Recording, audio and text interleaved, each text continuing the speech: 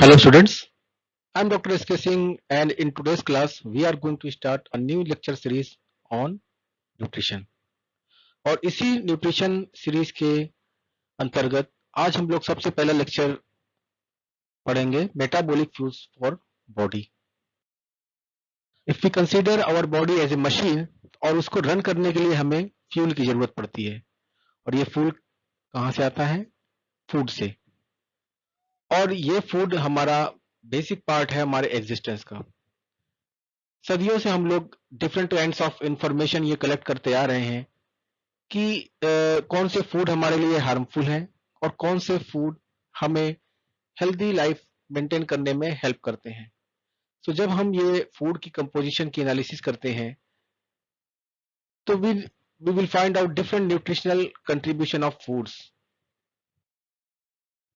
सो जो भी हम लोग इस लेक्चर सीरीज में पढ़ेंगे that is are connected to our personal life. So food, nutrition and health are connected aspect of our life.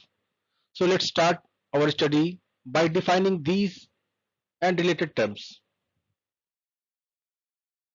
So food are the fuels that runs our body. Food is a very important part of our life. Daily life में हम लोग अपने conversations में, articles, newspaper में, magazines में और different advertisement में different kinds of foods को देखते हैं।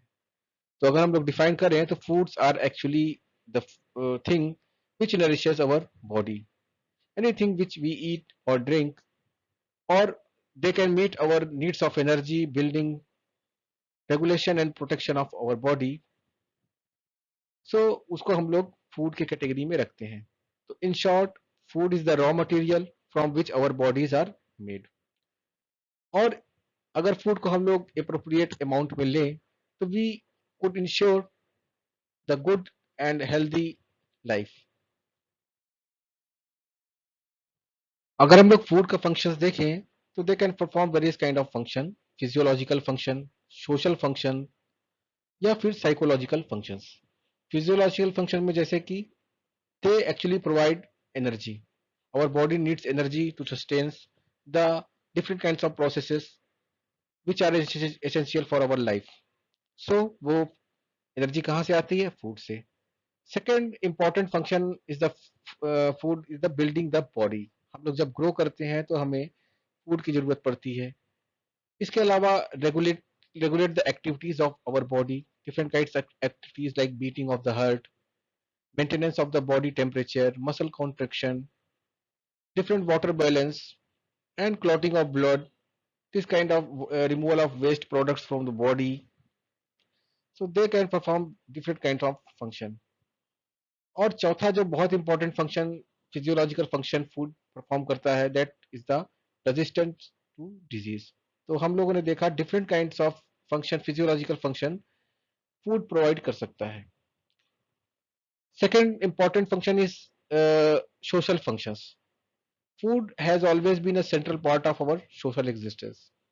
हम लोगों ने हमेशा देखा होगा कि बर्थडेज में, टेम्पल्स में प्रसाद के रूप में या फिर पार्टीज में हम लोगों ने देखा होगा कि डिफरेंट सेरेमनीज, बर्थडे, मैरिजेस में हम लोग स्पेशल टाइप्स के फूड प्रिपेयर करते हैं। तो food has been used as an expression of love, friendship and social acceptance. Another important function is the psychological function. In addition to satisfying physical and social needs, so food could also satisfy our emotional needs. आप लोगों ने देखा होगा कि we are familiar foods like they feel us secure, normal attachment to the mother's cooking. Sharing of food is a token of friendship and acceptance. So these are the different functions which can perform by food. So food are the important part of our daily life.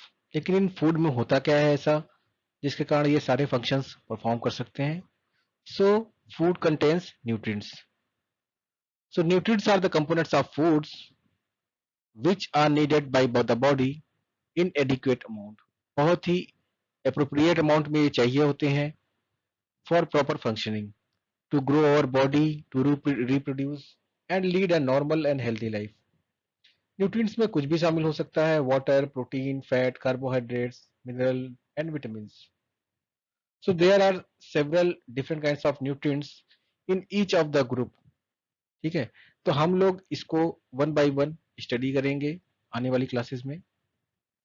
And there are around over 40 essential nutrients supplied by food and which are used to produce literally thousands of substance which are necessary for life and physical fitness. So अगर हम लोग को जानना है कि what nutrients we need for our life, how much we need and why we need these nutrients and where we can get them, तो ये सारे क्वेश्चंस के आंसर मिलेंगे हमको न्यूट्रिशनल साइंस की स्टडी से. So nutrition is the result of kinds of food that are supplied to the body and how the body uses the food supplied. So nutrition could be defined as science of foods and their components. और इस पे relationship की भी study करते हैं हम लोग, health and diseases, their action, interaction and balances. इसके अलावा different processes of the body like ingestion, digestion, absorption और social, economical, cultural and psychological aspect of the food. These kind of study could be performed under the science, nutritional science. So nutrients are the substance which found in the food, जो कि हमारी body को provide करते हैं energy, हमारे body tissues को help करते हैं ग्रो करने में. So they are the necessary for our life and growth. और इन सारे न्यूट्रिएंट्स की स्टडी हम लोग करते हैं किस साइंस के अंतर्गत? न्यूट्रिशनल साइंस के अंतर्गत. So nutrition is a way of the body which use how the food is utilized by the body. And with the help of this nutrition science, we can make different food choices. ये nutritional science हमें help करता है need right amount each day, define करने में कि कितना food हमें चाहिए प्रत्येक दिन. अगर बहुत कम फूड हम लोग खाएंगे it will cause weight loss, poor growth and death. बहुत ज्यादा अगर फूड हम लोगों को मिलेगा it will cause weight gain. और अगर हमें इम्प्रॉपर न्यूट्रिशन मिलेगा it will cause short term and long term health consequences. इन सारी चीजों की स्टडी हम लोग करते हैं न्यूट्रिशनल साइंस के अंतर्गत. सो न्यूट्रिशन और हेल्थ का आपस में बहुत ही गहरा रिलेशन है. यहाँ पे हम लोग देख पा रहे हैं कि अगर पर्सन की न्यूट्रिशनल सिचुएशन के अकॉर्डिंग उसकी हेल्थ के कॉन्सिक्वेंसेस को, अगर हमें ऑप्टिमम न्यूट्रिशन मिलती है we will have food secure individuals जिन्हें कि आराम से फूड मिल जाता है, adequate, balanced and prudent diets.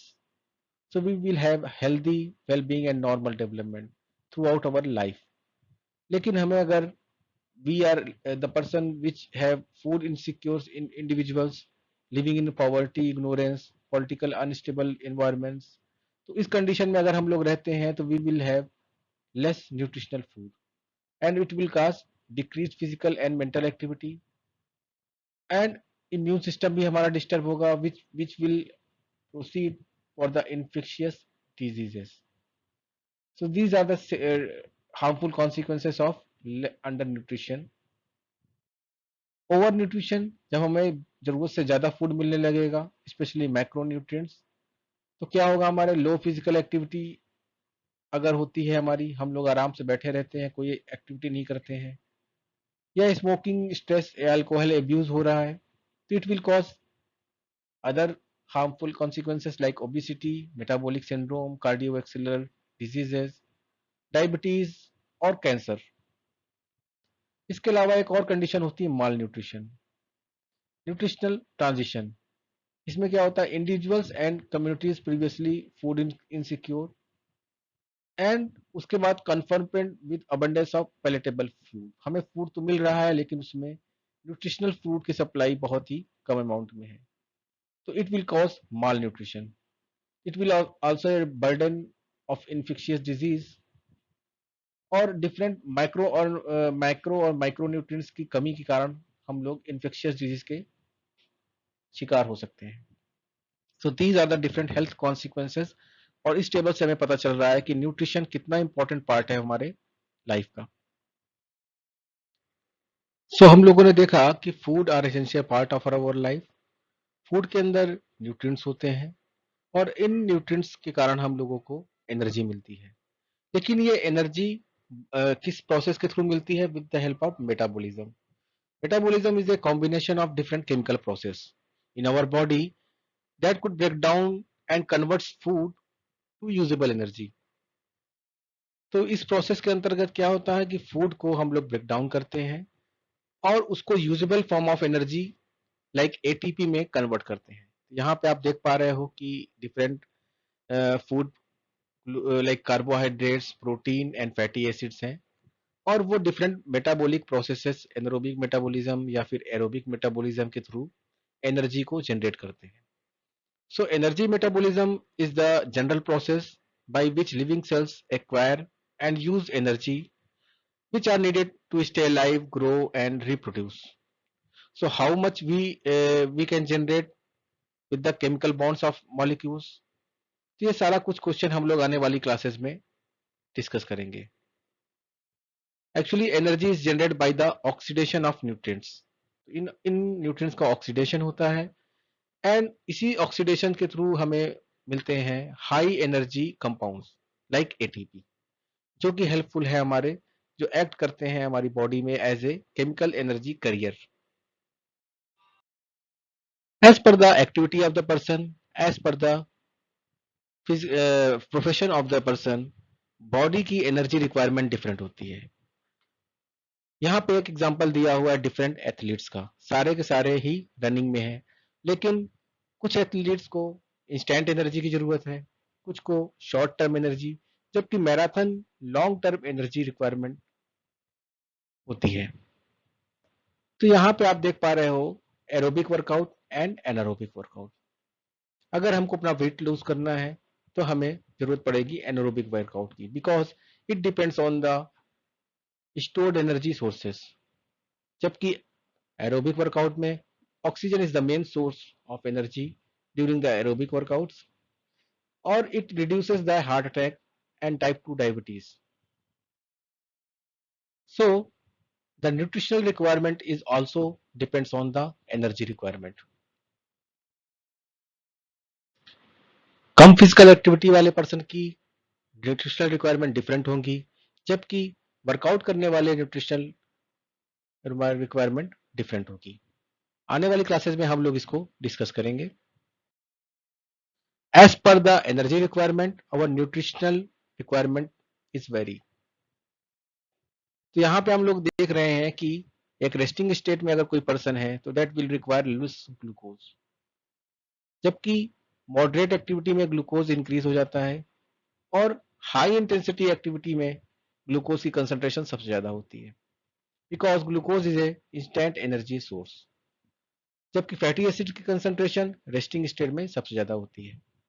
So all individual need the same amount of energy, but due to their variation in age, size and activity, nutritional needs very कर सकती है।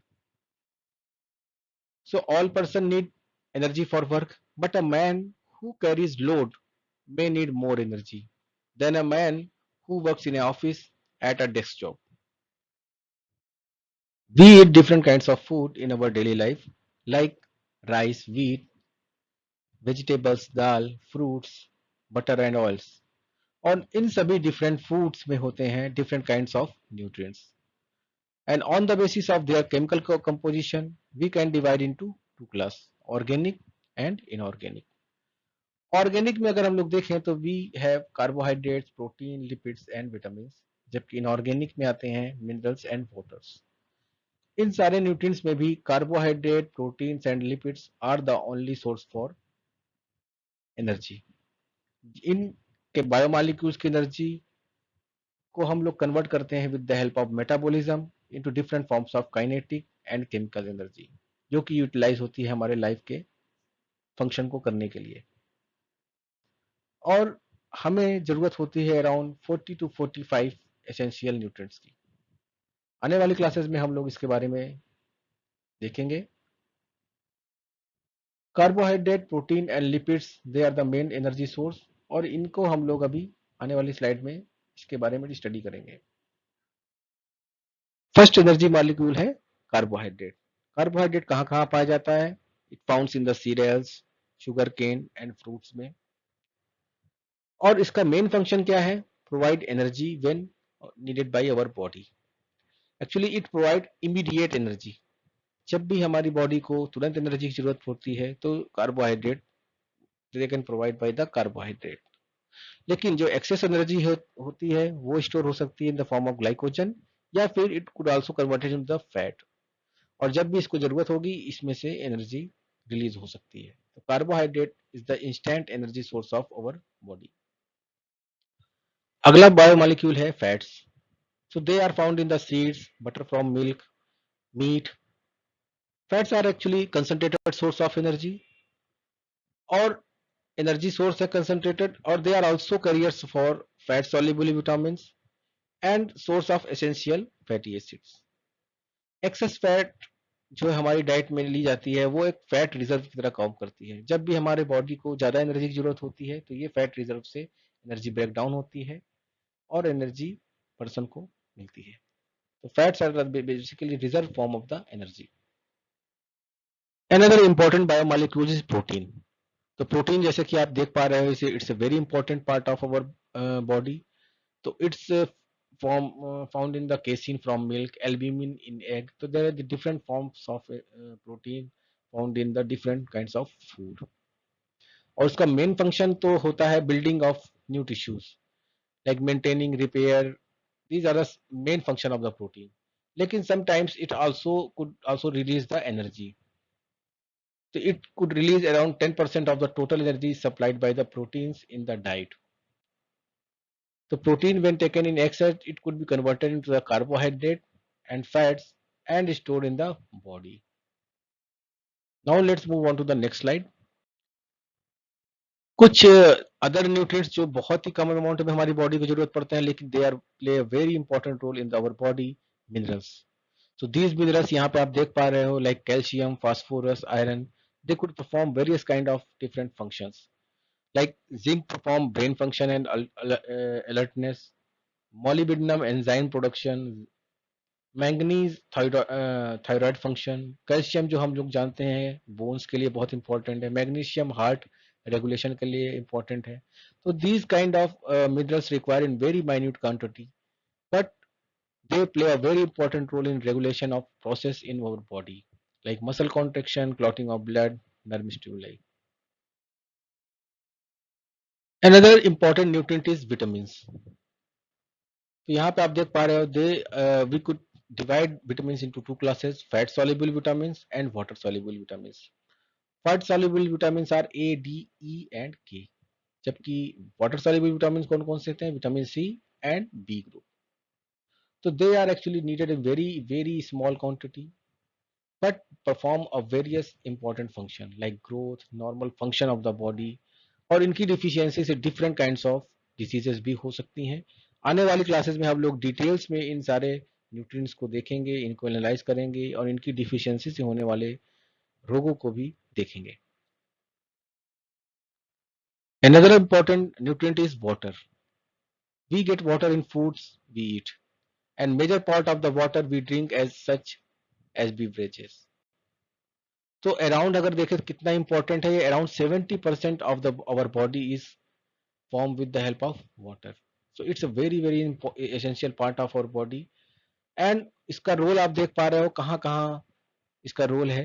It converts food into the components, act as a shock absorber for brain and spinal cord, flushes body waste mainly in urine, lubricate joints. So water is a very important part of our body system, and it actually act as a regulator of various body processes.